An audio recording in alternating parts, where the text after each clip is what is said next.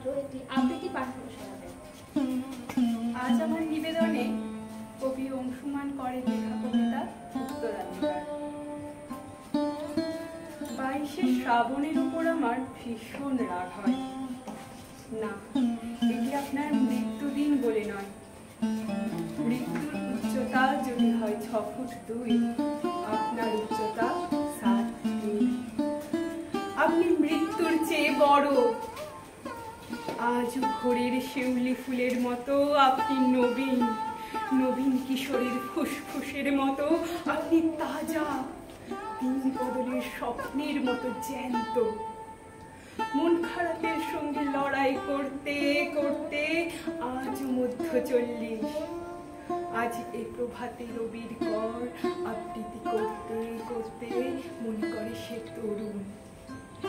রাস্তা থেকে পুলিশের ভ্যানে উঠতে উঠতে আকাশের জ্বলন্ত মশালের মতো তার উদ্ধতনী দৃষ্টি নিক্ষেপ করে বলে, বীরের এ রক্ত স্রোত, মাতার এ অশ্রুধারা ধরার ধুলাই হবে না হারা। আজও ধর্মান্ধ জনতার মাঝে দাঁড়িয়ে একজন মানব পুত্র, একজন ইমাম কিংবা পুরোহিত তীব্র ব্যথায় ঠিকই বলে ওঠেন, এই পান পাত্র নিদারুণ বিষে ভরা, দূরে ফেলে দাও, দূরে ফেলে দাও তোরা। আজও প্রত্যেক খেতা নারীটি খসে পড়া ফুলের পাপড়ির মতো মলিন হয়ে মাটিতে মিশে যেতে যেতে শেষমেশ উঠে দাঁড়ায়, বলে নহি সামান্য নারী। তার অঙ্গে অঙ্গে জেগে ওঠে জুঁই ফুলের সৌরভ।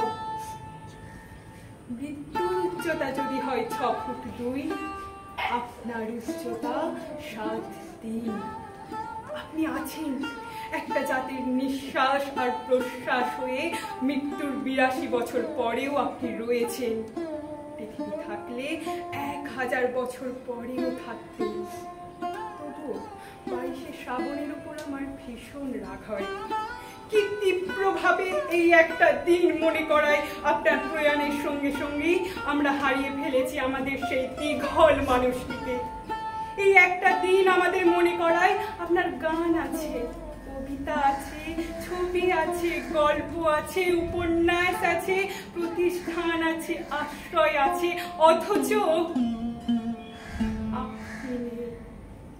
এমন একটা মানুষের মধ্যেও আপনি বেঁচে নেই যিনি শাসকের চোখের ওপর রাখতে পারেন চোখ, ছুঁড়ে ফেলে দিতে পারেন নাইঠুর, যার দিকে